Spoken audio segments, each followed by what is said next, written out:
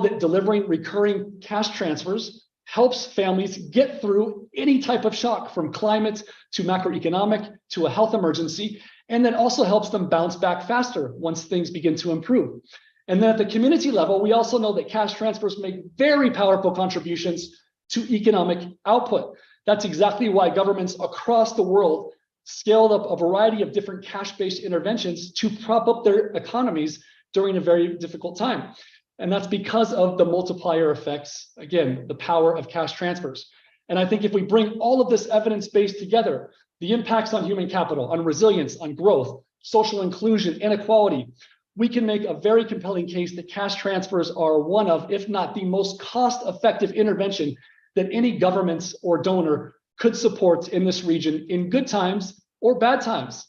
And something else we also don't really talk about is the politics, because cash transfer and other social protection programs, they're also very good for votes and for re-election. And there are strong political incentives behind this agenda that we aren't leveraging nearly enough, at least as the UN. So on the one hand, we need to bring this evidence to external funding discussions, and that's so that we can convince much more compellingly donors, IFIs, to give more grants and concessional loans, but also to get much more creative. Why can't we do debt for social protection swaps?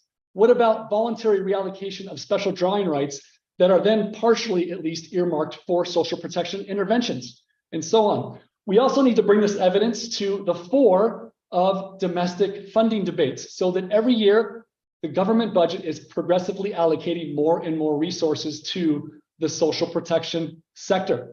So my final word is that the UN and development partners, our ultimate impact on expanding social protection systems in the region, it's delivering the most compelling arguments possible. That's building the human capital base, strengthening resilience, catalyzing growth, reducing inequality, taking these arguments to decision makers at the right time and the right place so that we can bring in more both domestic and external investments, and that will help us address the single greatest challenge to this agenda, which is the tremendous funding gaps. Thanks again for the opportunity to reflect on this, and happy to pass it back to the moderator. Thank you very much, Matthew. Hopefully, if we have a bit more time, I'll come to you with another question. I'm going to move on to you, Priscilla, because some of the things that he spoke about come directly to you. And I'd like you to speak to us about the importance of the AU protocol on the rights of citizens to social protection and social security. That new protocol provides for the right to social protection that's available, accessible, adequate, affordable, and transparent. And I'd like you to speak to us about how stakeholders can ensure that that new protocol is enforceable. Thank you very much. Yes, very interesting to listen from the perspective of the UN through UNICEF. And I'll probably maybe just speak a little bit about the background to the protocol, how the African continent has looked, the governments have looked at social protection as a human right. Professor, in his earlier speech, spoke of the basic right, which is, I'm sure, one and the same thing with the human right, the human rights.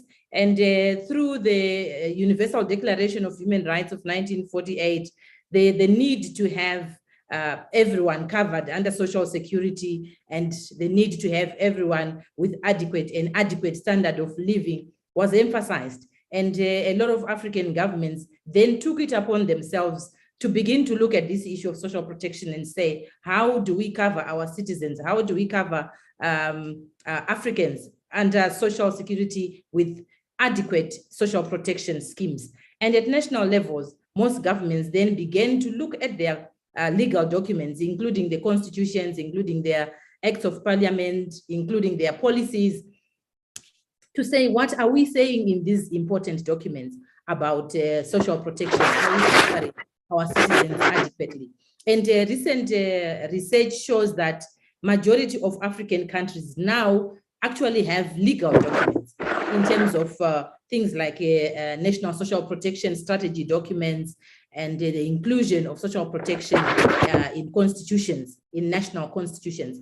And as a result, all these countries, these African countries, then last year in February, came together and agreed that there was need to have a protocol that will be speaking to issues of social protection, having come across a number of problems as countries, as governments, as NGOs, and all other stakeholders, seeing that there are issues that require social protection within nationals, but they were not being adequately addressed. And what were some of these issues?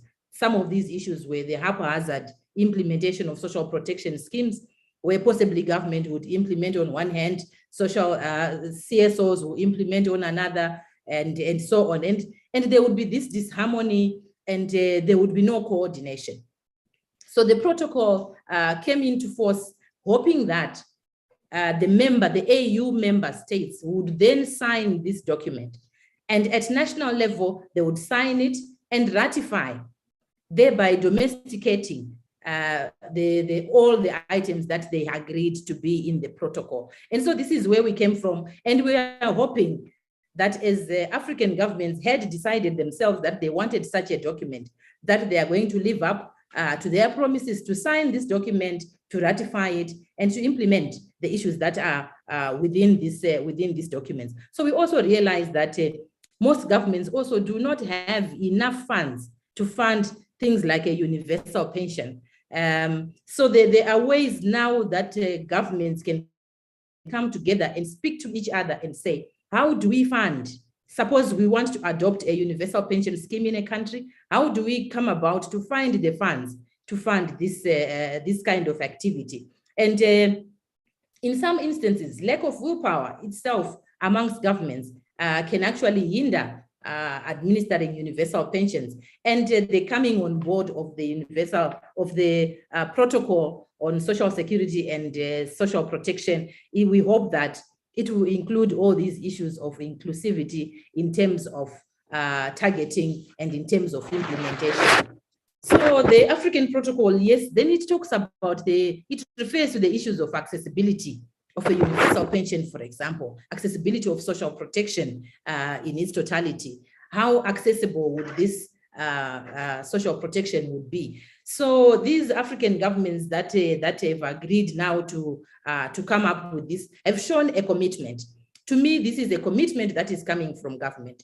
It will probably need a lot more effort to push these governments to then sign, a lot more effort to ratify, and a lot more effort to even bring it down to the ground and say, this is what we are going to be doing. But that commitment has been set, and we want to build on that commitment. So we are looking at other programs that are going to be implemented at national level that will follow the signing and ratification of the protocol. In terms of adequacy, what are we saying relating to what the protocol is proposing? We are then saying, as governments, it is a government responsibility to attend to its vulnerable citizens, to all citizens for that matter. So if the government is going to support through budgetary lines in the fiscus, if they are going to have contributory schemes, if they are going to look for aid from funders, all these are options that are now going to be on the table. Once the government has agreed that, yes, this is what we want to do for our citizens, they now have to look for means to fund the different social protection mechanisms that they will be proposing to their communities. So harmonization of the social protection schemes, for example, I'll give an example of a couple of African countries. Zimbabwe is one of them, Uganda is one of them, that have come up with an MIS system funded by CIDA through EPRI. And this MIS scheme is the ITP change that was referred to in my introduction, where governments are then coming up with the different stakeholders within their countries. And they are coming up with this system where they are saying, we want to be able, through technology, to come up with a system that will help us in targeting, that will help us in grievance handling. And these systems will then make it sure that we are not leaving anybody behind. All the issues of inclusivity will be covered. So then at this point, then countries would have to look at the progressive approach that the professor was talking about in his introductory speech, that countries can actually have the progressive approach depending on the availability of resources in that country. And then we then say, how do the stakeholders ensure that all this is enforceable. What can actually happen on the ground? On the ground, firstly, countries have to sign the AU protocol, and they have to ensure that there are adequate funds to make sure that the universal programs that they would have adopted will be able to succeed. They have to find means of getting this money, possibly increasing taxes. African governments have to fight corruption if they are going to be successful in implementing universal pensions. Reallocation of public funds, for example. We realized during the time of COVID that most governments were actually able to put aside certain expenditures and were able to fund COVID interventions. And this can be done in terms of social protection once this agreement that this is a human right, these people of the different African countries deserve to be protected through social protection mechanisms, then we see that governments can actually do this. Aid can be sought from a number of funders. Legal frameworks have to come into fore, where people are going to come up with legal framework that will cause the citizens to then demand action from their government. So that becomes an area. We also have to look at strengthening resilience, like the previous speaker has spoken about. How are we going to strengthen resilience among the beneficiaries of the various social protection schemes that we are going to look at?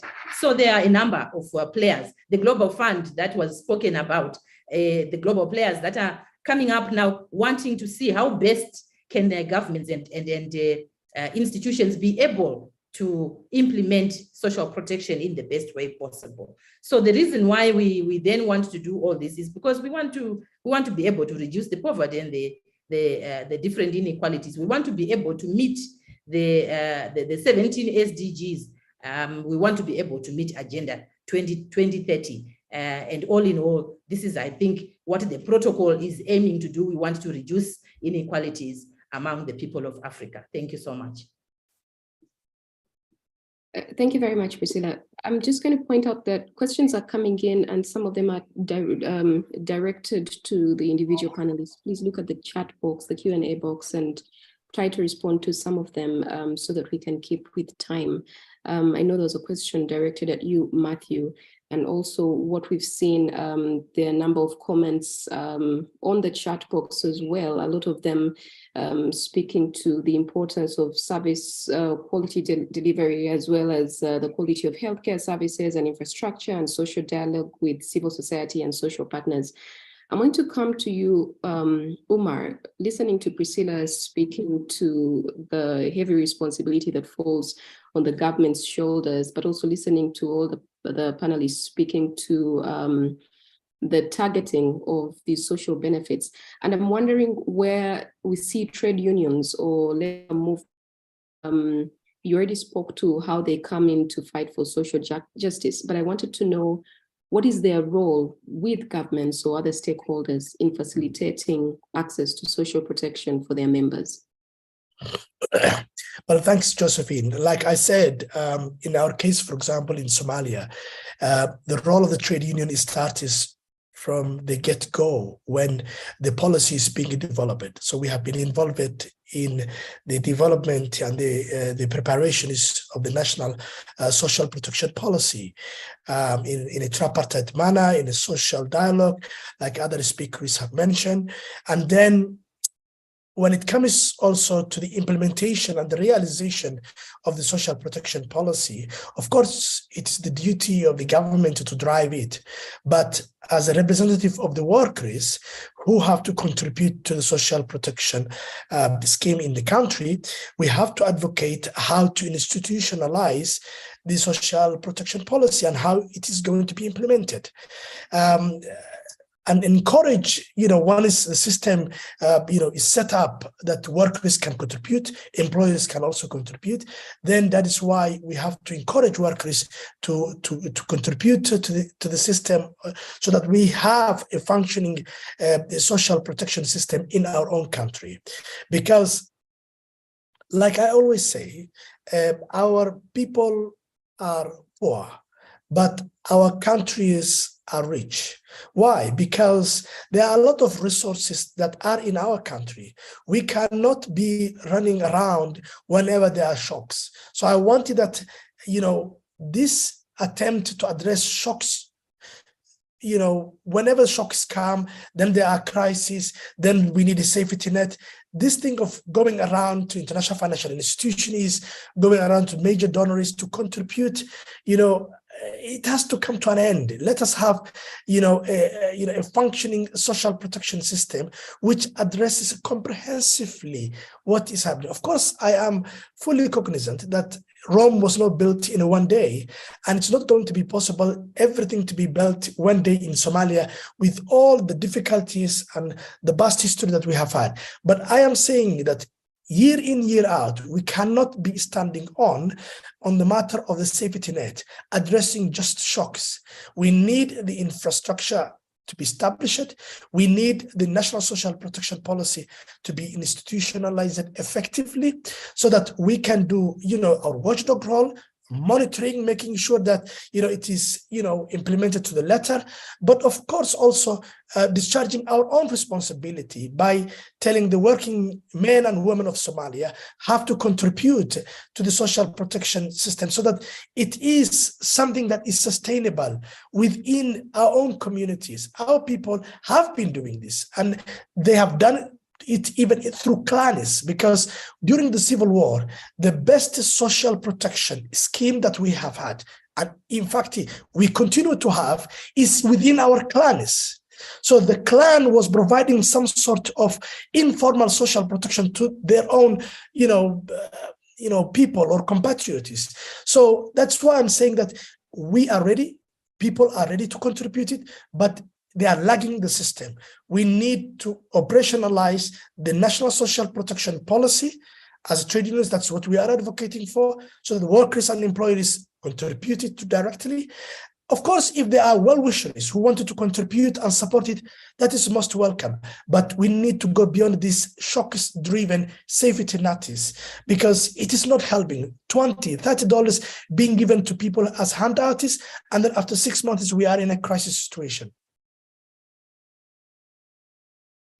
Thank you very much. You mentioned the $30, $40 being given, and I remember at some point Professor Adesina is speaking to whether we respect our elders enough for these people that we are giving those contributions to give them the little that we are giving them. I'm coming to you, George, now, and I wanted you to share with us from Malawi some of the challenges or the barriers that employers in Malawi face in registering themselves and their workers for national social protection schemes, and what can be done to help the employers overcome this barrier. Thank you, Josephine, for that question. I think probably we should look at specifics that apply to Malawi. Number one, like many African countries, Malawi is largely an informal economy. We have 89% of the people working in the informal economy and only 11% in the formal economy. This has been confirmed by a Finscope study that was done in 2019, as well as another study that was done by Gondwe and Badrenda. So which means in terms of pension, social protection, we have only 11% of the population that is covered by pension schemes in Malawi. And the secondary, though not directly related to the question, the major problem that employers in Malawi are facing is the issue of pension remittances to pension administrator. As of December 2021, employers in Malawi owed about $27.5 million $27.5 million in pension remittances that was supposed to go to pension contributions. So the major challenges that we are facing in the country, number one is that most of the people that are supposed to be covered by pension are outside the informal system and outside the formal system and mainly in MSMEs. That's the first challenge. But again, as has been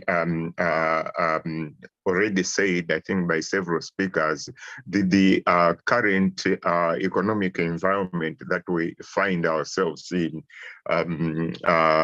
is not good for business.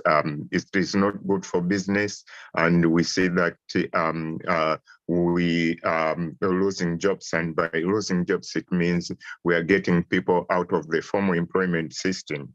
And besides that, I think it means that companies, employers do not have adequate resources to meet their obligations under the Pension Act 2013. I think some of the causes include, of course, the COVID-19 pandemic and the current economic crisis that we have due to the geopolitics in Europe. So the other challenge that we have is that we do have employers that are simply unscrupulous. They do not want to follow the law. And then we also have a situation where we have employees that are not aware of their rights, or simply they do not want to enforce their rights, especially related to pension. And then we had a situation where policy was not adequate enough in terms of coverage as well as enforcement. So the things that need to be done in respect of Malawi as a country, number one would be to enhance policy so that it compels unscrupulous employers to do what they're supposed to do under the registration in the country. And this, I am pleased to say that just this year, Malawi revised its Pension Act in order to ensure that employers do abide by the Pension Act provisions. This has just been passed in 2023. And again, related to that, we do believe that in Malawi, the Ministry of Labor has the mandate to enforce the provisions of the Pension Act. And at the moment, it is inadequately funded. And therefore, we are discussing with government that we should probably enhance funding to the Ministry of Labor so that it carries out its mandate of inspection and enforcement. And this may bring errant employers to be in line with the legal provisions. And then, as I've already said, most of our employees are in the informal sector. We are always talking about formalizing the informal. We do believe that it is important that we do offer development in capacity to MSMEs so that they move from the informal to the formal.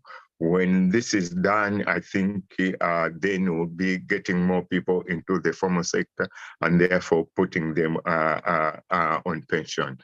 This development could either be technical as well as financial.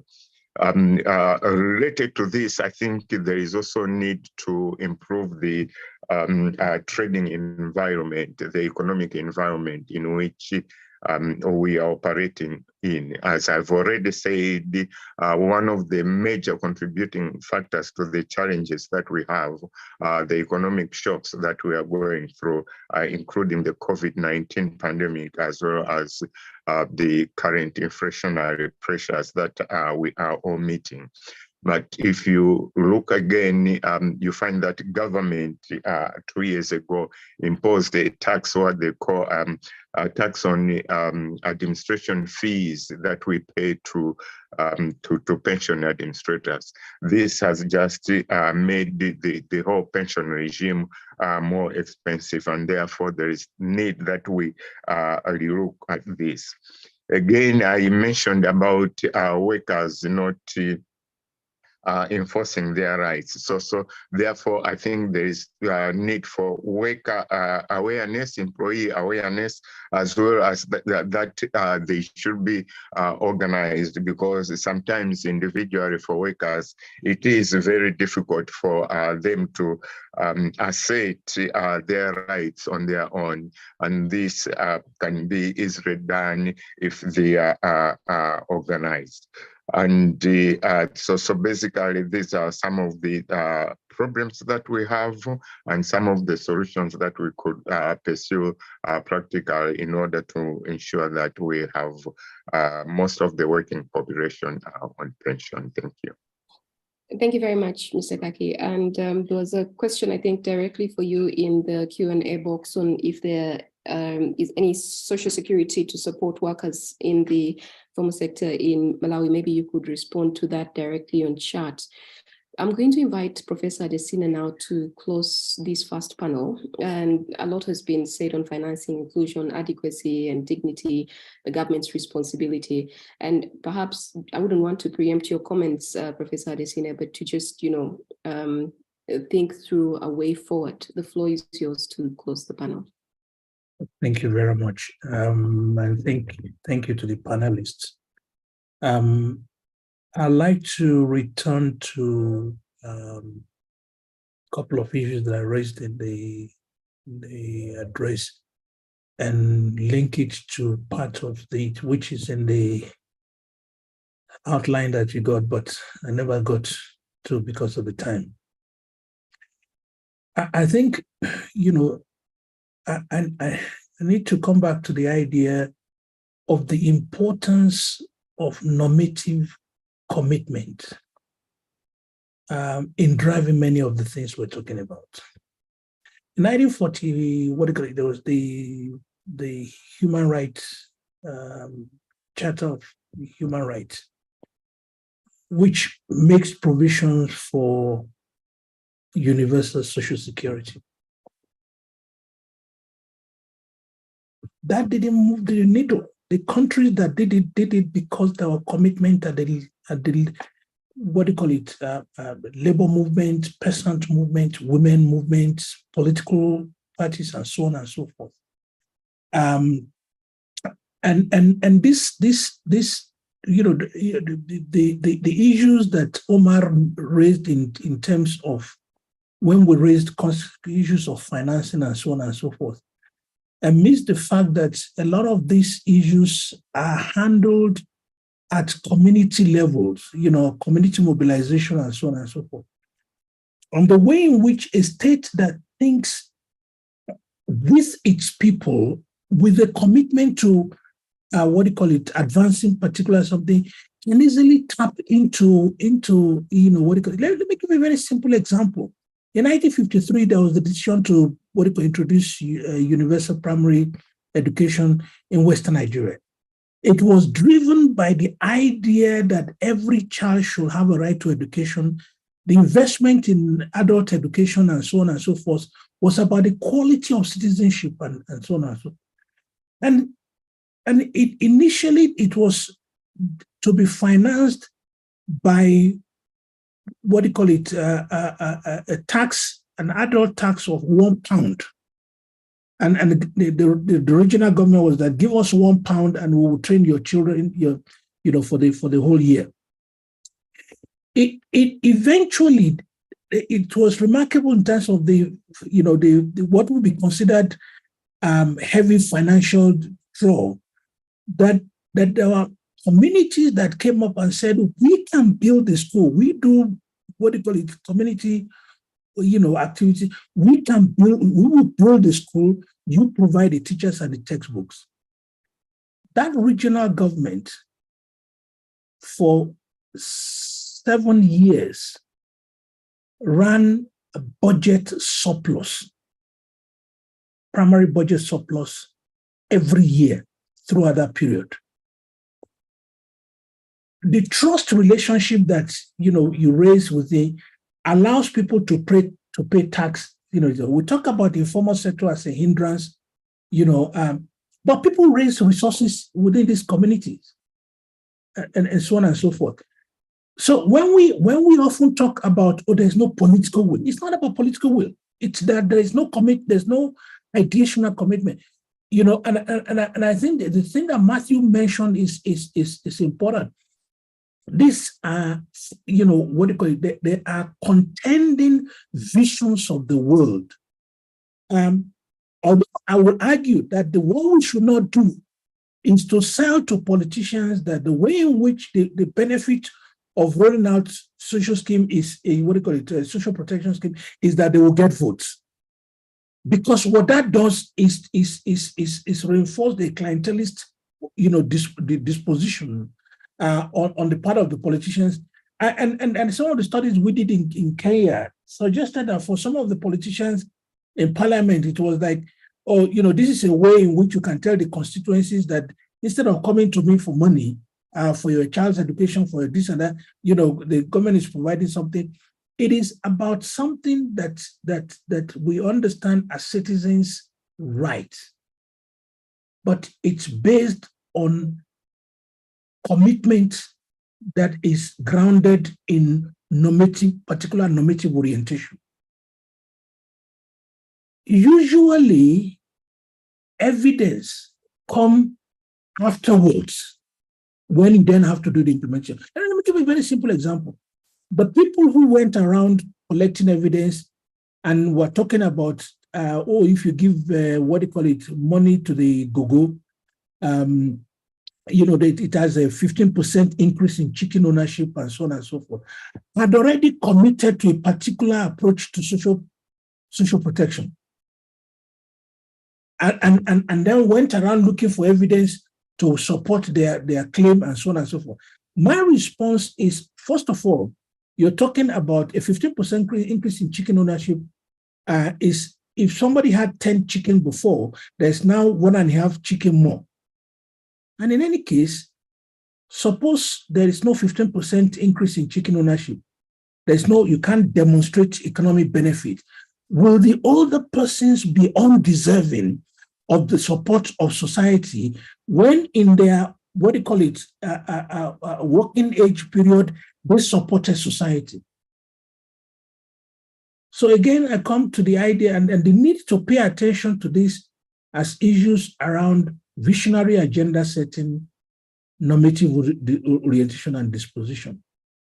Usually, many of the other cases, then becomes things that requires that once you do that, you have a bigger vision of society, you pay attention to your economy, because sustainable financing and so on and so forth within it, and I gave the example of Mauritius. Mauritius paid attention to its economy. And therefore, as you grow your economy, you expand your, labor force, you expand your tax base, you are able to, get the resources to finance, final point of that.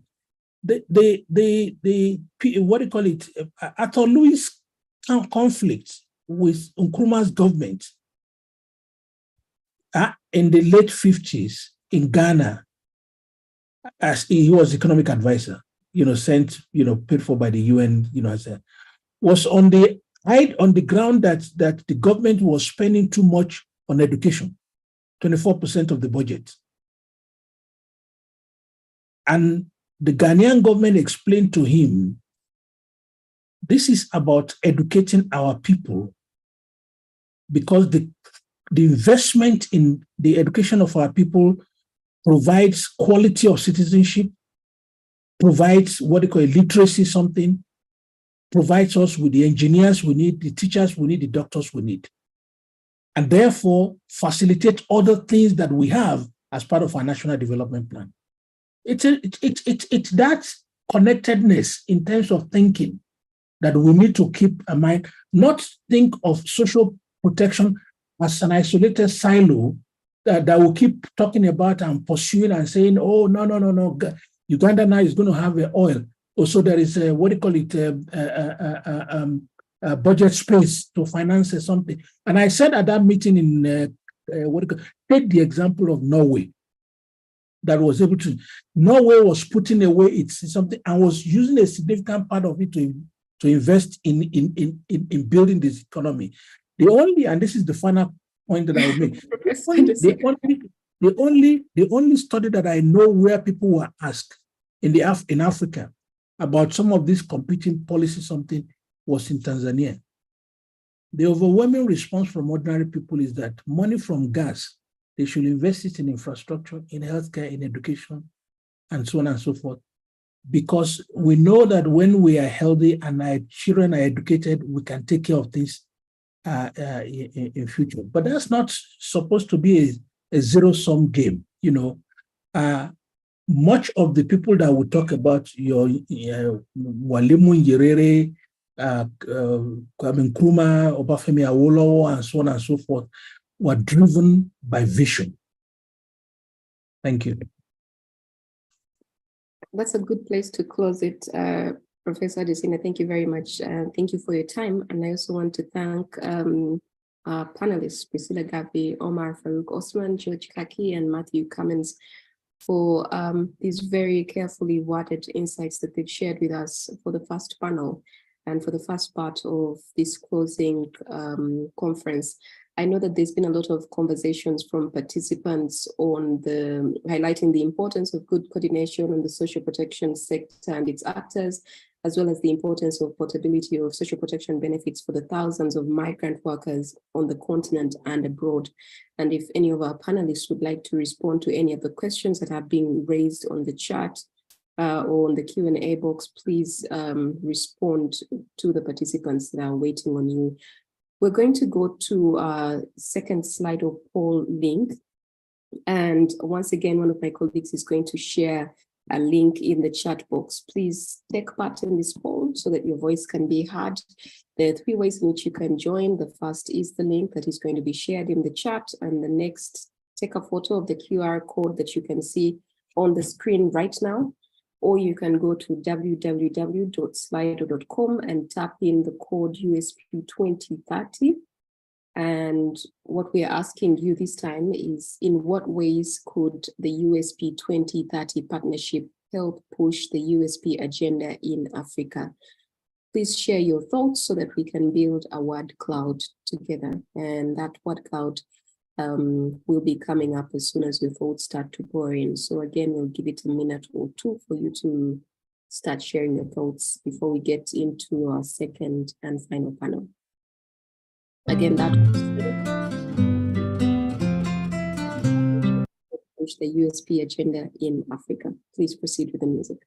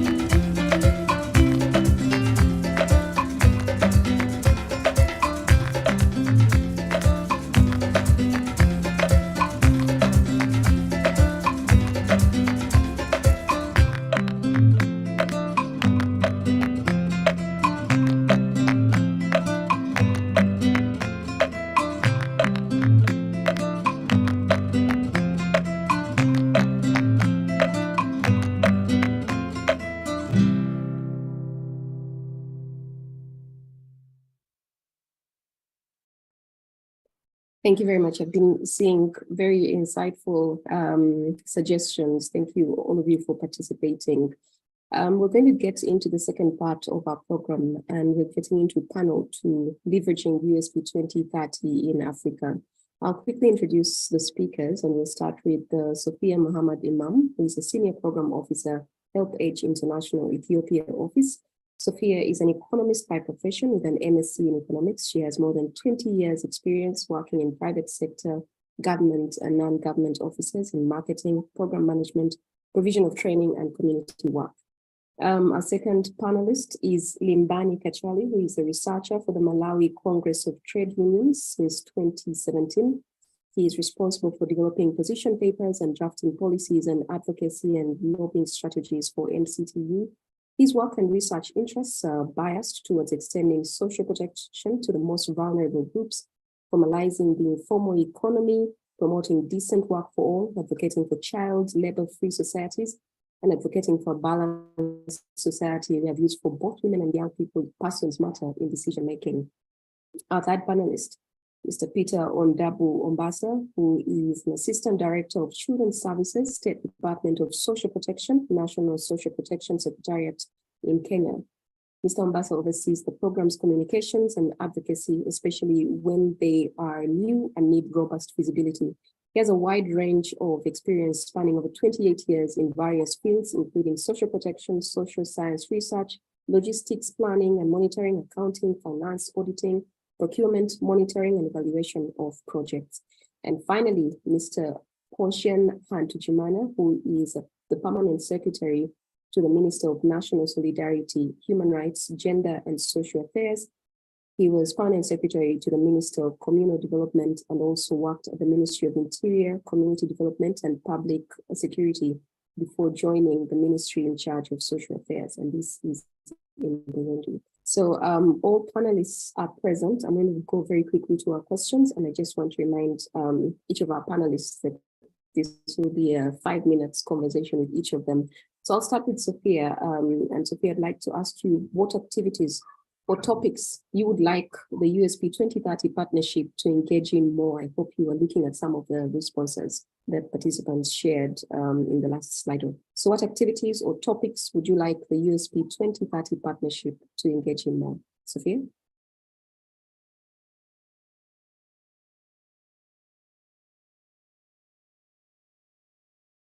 Sophia, you need to unmute yourself so we can hear you. Okay. Thank you. Thank you so much. First of all, I would like to forward my gratitude for the opportunity that enabled me to know more about Universal Social Protection 2030, and also to share experience with colleagues from different countries. Saying that, I would like to share some major activities which have been carried out by Help Age International towards Universal Social Protection advocacy. Help Age International, just I would like to give you a very brief introduction about Help Age International, especially the Ethiopia office. Just keep it in 5 minutes. Thank you. Yes, I know. We are working with and for older people, which are among the most disadvantaged group of people in Ethiopia. Thus, we are strongly advocating universal social protection. To this end, we proactively engage in the national country's national social protection platform, which consists different actors, including concerned government offices, development partners, civil society organizations, and key stakeholders. Through this platform, we are working or participating in country's national social protection policy formulation. It's a strategy development, capacity building initiative for the government and other actors, and also engaging in awareness raising on social protection. So as Help Age, we are very committed and also share the core principle of the Universal Social Protection 2030, We are promoting on the establishment of universal social protection system that provide adequate protection throughout the life cycle. We are promoting about the universal coverage to ensure that social protection programs should be the right based and it should be gender sensitive. Yes. You can hear me. I wanted to hear a little bit about your journey in the trainings that you've been undertaking with your partnership with USP 2030. If you could just briefly speak to that as well. As I said, in the when I start, I gained a lot on knowing the movement itself, and also I learned from others' journey, and I gained a lot of knowledge and shared experience with my colleagues from different countries. That's my journey, just to briefly mention. Today, I just would like to focus on our work on promoting the universal social protection for older persons in Ethiopia and also other African countries as well. So, right, as I said, as you speak to that, maybe on the work of Help Age, maybe you could speak about the commitments of your organization to progressing USP 2030 directly. I think that's what I'm trying to say. We're proactively engaging in the policy formulation, building the capacity of the concerned government bodies, and also would like to ensure that the social protection should have been universal. No one left behind. This is left behind. So and also we are promoting and advocating for the right-based social protection system. And also, we believe that social protection should have been nationally owned. As the speaker from Somalia said, we are not going to be firefighters. We have to have a very comprehensive system that can be resilient for any shock. So we're promoting the nationally owned, sustainable and equitable social protection system. We are also promoting the participation of social dialogue. There should be a social dialogue. There should be ownership of the national government and the community itself. That's what we're promoting, and we're working on that. Thank you. Thank you very much, Sophia. Well, let's hear from other participants as well. I'd like to invite Mr. Limbani Pichali to also share a bit of his experience as a participant in the USP 2030 East Africa Learning Journey, and maybe some of his key takeaways.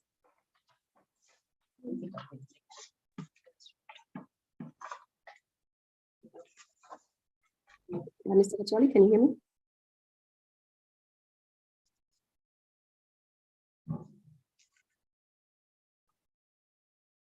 All right, as we get a hold, okay, I can see that you're unmuted. We cannot hear you. Perhaps you could also switch on your video.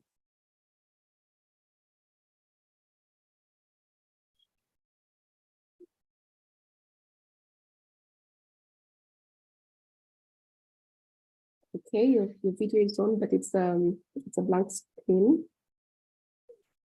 Can you hear me? All right, I'm going to ask one of our colleagues to work with you in the background so we can get your audio. So I'll move on to Mr. Peter Ondabu Ombasa, who is also oh, yes, there you are, Peter. If you can share activities or topics that you would like USP 2030 partnership to engage in a little more. Thank you so much, Josephine, and thank you all the colleagues who joined online. And as you introduced me, right, I do communication, and the first thing to do is to welcome you to the third International Social Protection Conference slated for 27th to 31st of March this year. And of course, we will want to discuss a lot. Matthew is among the guests who is going to speak. I am sure you'll benefit more from that. However, then there are things that we want to also share together in this particular podium so that we are able then to move on together. Number one, you asked me the activities that you think can be of much help towards the Universal Social Protection 2030. And of course, I'll take time also to also look at what we are doing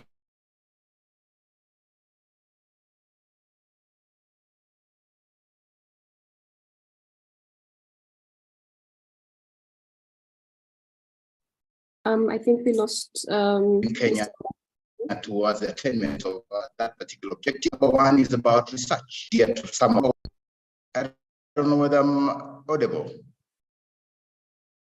Hello, am I audible? Yes, now we can hear you. Sorry for that network. This is Nairobi. Sometimes we have a challenging network. So some of the things that we think it's about research on the effect and of course impact of social protection interventions, especially in cash transfer.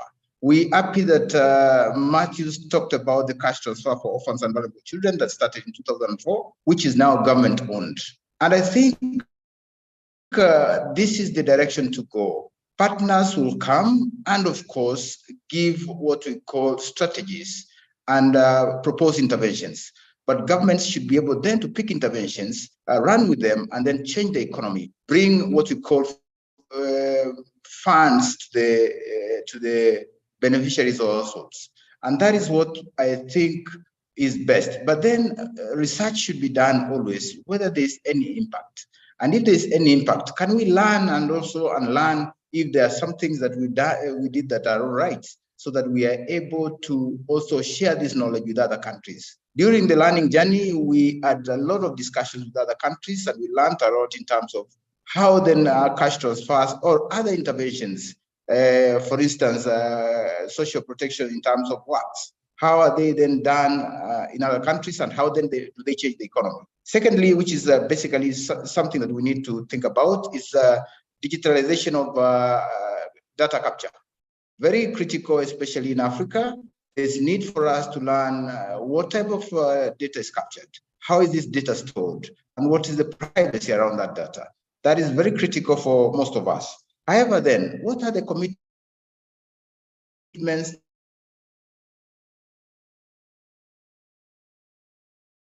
that we've made earlier on? Universal against targeting programs.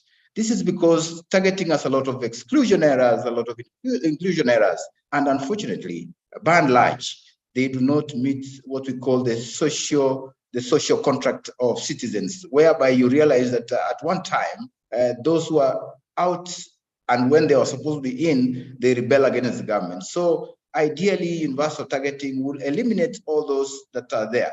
In Kenya, we are piloting a very good and brand program called Universal Child Benefits. It's now in 3 counties.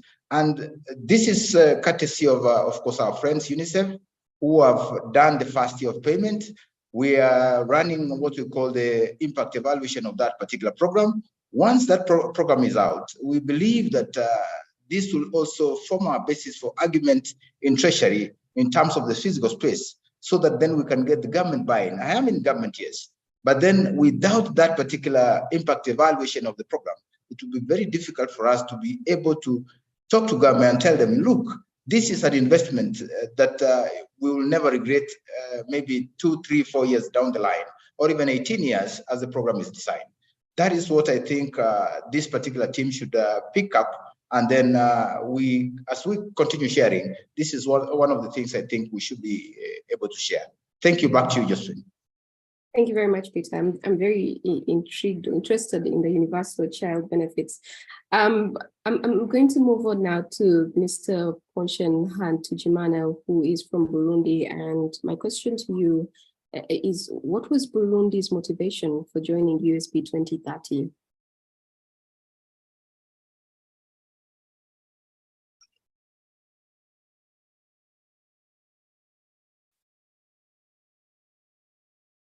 Ponshen, can you hear me?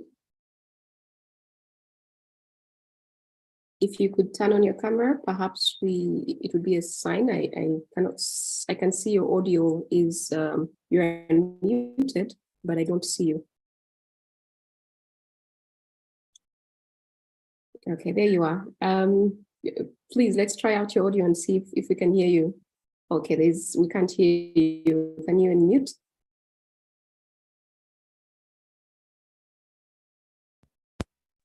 Je peux parler maintenant? Yes. Je peux parler? I can speak? Yes, you can speak. We can hear you. Okay. Merci, Madame, pour la parole accordée à ce moment, peut-être pour intervenir. Évidemment, moi, c'est pour M. Atindimana. Je suis sauté permanent au ministère en charge des Affaires sociales, des droits de la personne humaine et indigène au Burundi. C'est un pays fraîchement adhéré dans USP 2030. J'ai adhéré dans cette plateforme importante avec des missions, des objectifs, mais aussi des attentes. Premièrement, alors, le Burundi soutient déjà l'engagement mondial en faveur de la mise en œuvre des systèmes nationaux de protection sociale, y compris des socles de protection sociale ODD 1 et 3.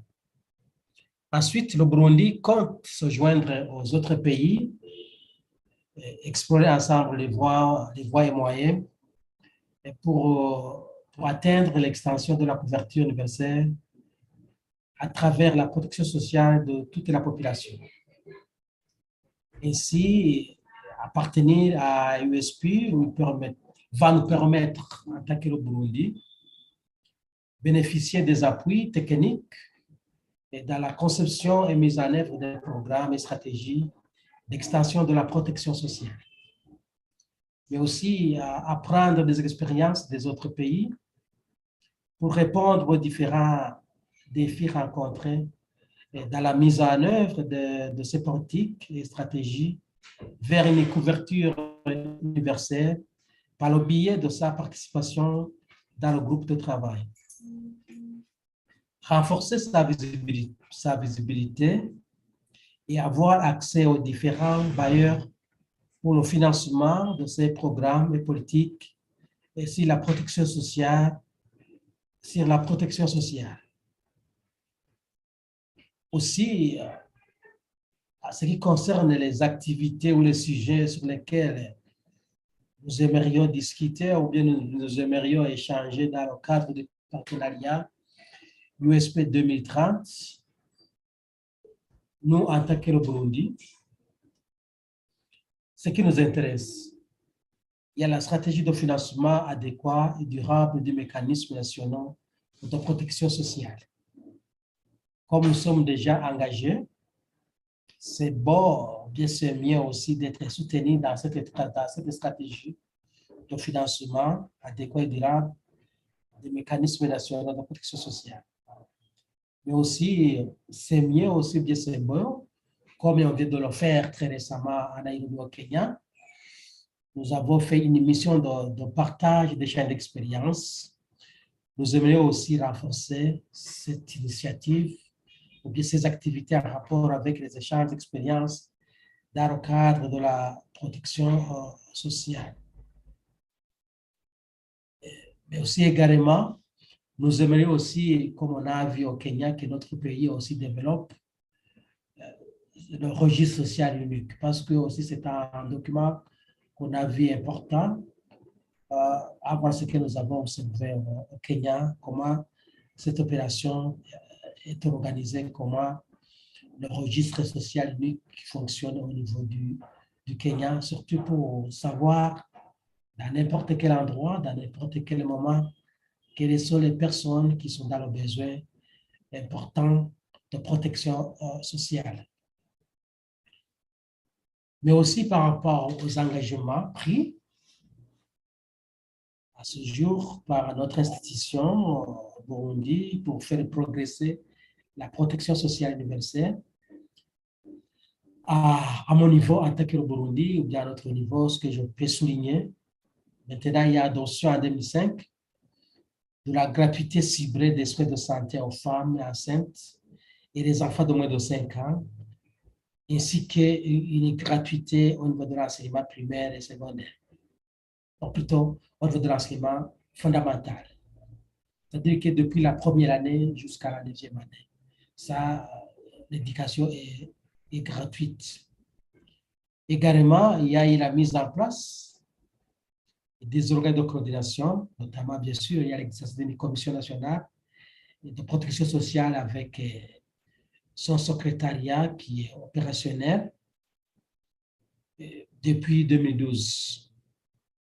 Mais aussi, il y a eu la révision du code de la protection sociale au niveau de Burundi depuis 2022.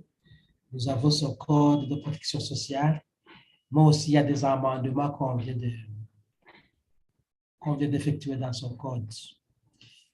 Mais aussi, on a demandé aux différentes institutions de protection sociale, mais aussi de produire des textes, c'est quand même pour s'aligner et s'aligner au contenu du code, de ce nouveau code de la protection sociale.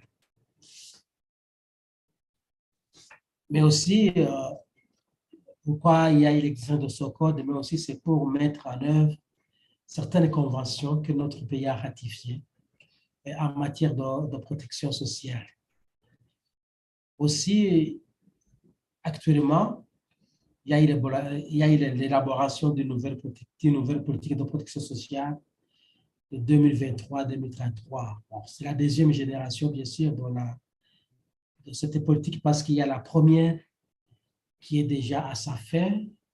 Donc, on a passé à l'étape suivante en élaborant cette deuxième génération, mais aussi avec sa stratégie de mise en œuvre. Mais aussi, il y a eu la mise en place par d'un comité de pilotage chargé de suivi de l'élaboration de la stratégie de financement de la santé visant la couverture santé universelle juin 2022. Évidemment, comme je l'ai dit au départ, parmi les grands chantiers, nous sommes dans cette phase de mise en place d'un registre social unique. Mais aussi, je peux souligner aussi quelques activités ou quelques projets de développement en cours à l'endroit de personnes vulnérables, notamment des aspects en rapport avec l'autonomisation de la femme et de la fille, mais il y a aussi d'autres activités qui sont exercées au niveau du ministère, notamment les soins de santé chez les personnes âgées. C'est un projet qui est mis en œuvre par le secrétariat exécutif permanent de la Commission nationale de la protection sociale, mais aussi il y a aussi les aspects de faire soigner les personnes vulnérables. C'est une action qui est exécutée ici au niveau central du ministère. Il y a une direction qui s'occupe de cette santé et des personnes vulnérables. Et voilà en bluff ce que j'ai à vous parler en tant que Burundi. Merci de l'écoute.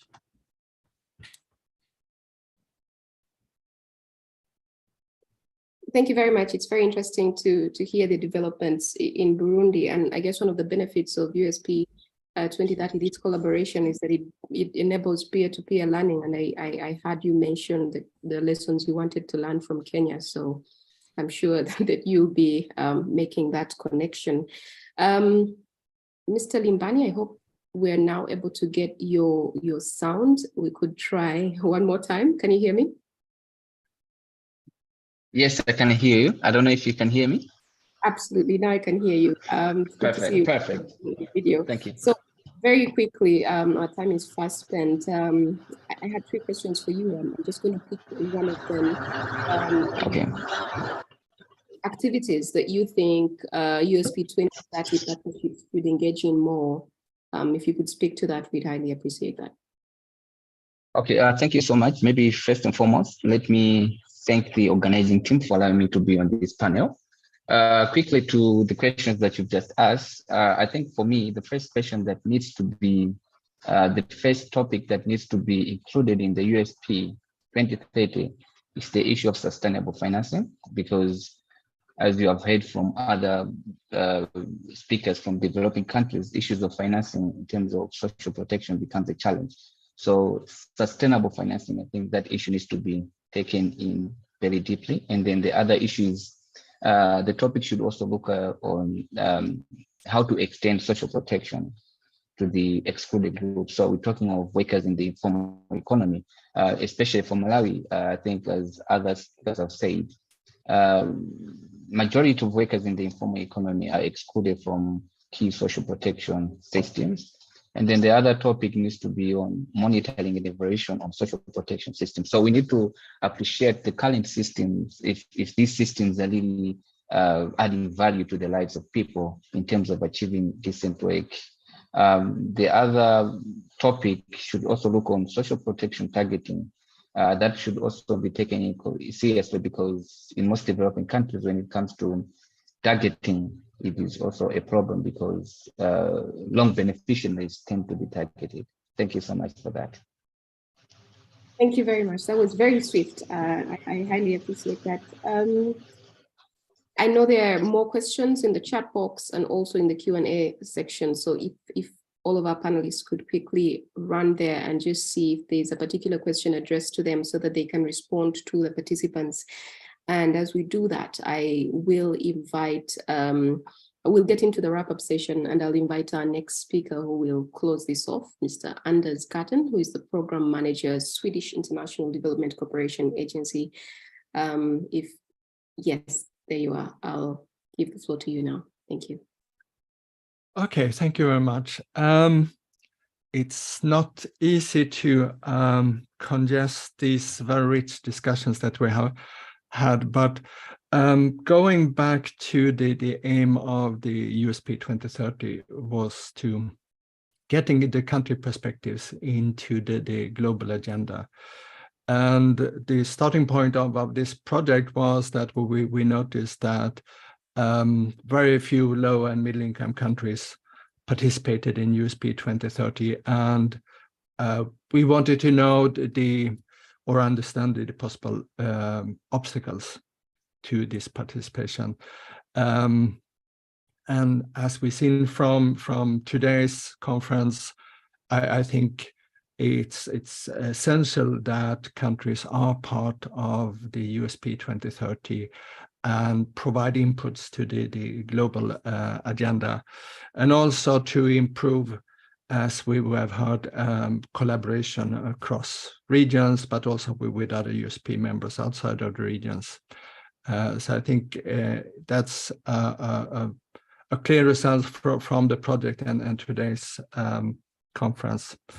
There has been a lot of issues lifted, and one of the key topics, of course, is financing of social protection. Remember also, it has to compete with increases in financing of education and health, as we've seen from the pandemic and so on.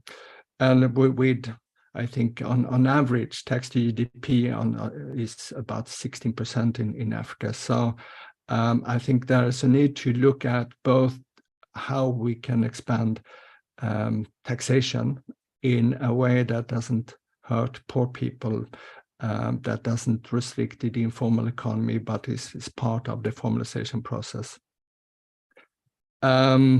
I think also it's important to incorporate these discussions in the medium-term revenue strategies which more and more countries are embarking on, which combines or links the needs for revenue with the expenditure targets.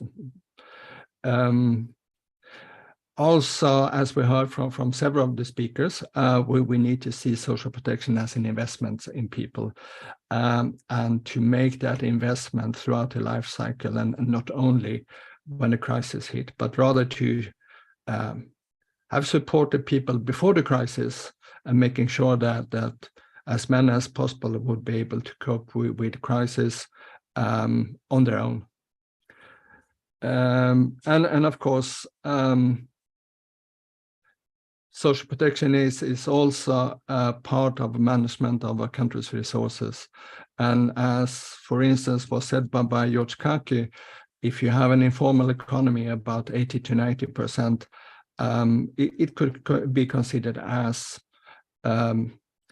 wasting resources, really. So I think we need to consider how to integrate the informal economy into the formal economy in a better way, and see that as an investment in people rather than an obstacle to development.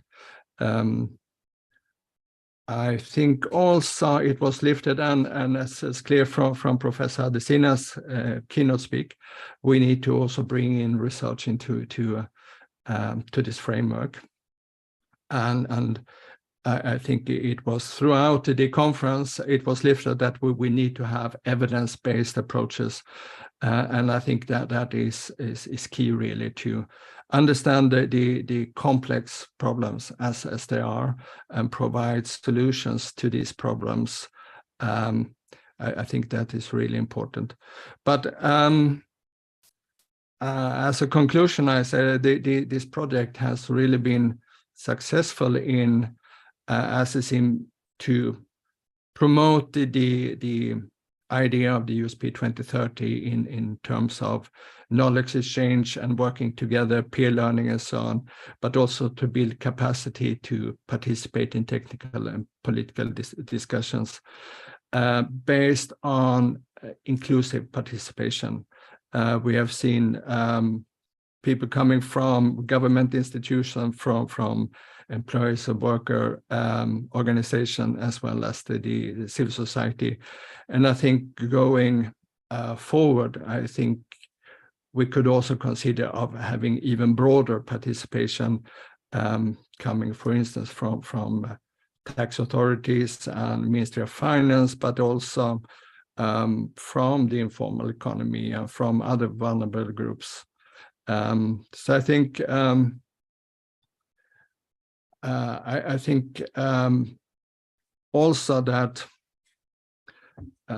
this project really can inspire other regions to embark on similar processes, and also just to highlight the importance of participation of low and middle income countries into the global agenda. I think that is key. So again, I think it's been a really rich discussion and very important discussion. So thank you. Thank you very much, Mr. Anders, for that elaborate summary of the key issues that have been raised for the last 2 hours that we've been here. We're now going to close this conference, but as I close, once again, just to thank all the participants, all the panelists and the organizers that put this event together. We're going to share a speech from the Regional Director for Africa International Labour Organization. It will be shared with you. Unfortunately, she wasn't able to join us, but you'll be able to pick from that speech what she wanted to share with you. And I believe that speech has already been shared in the chat group, so please read it. Once again, thank you. Thank you for your time and your participation. We're going to leave you with a short inspirational video on Africa's hope for achieving the Sustainable Development Goals. Thank you.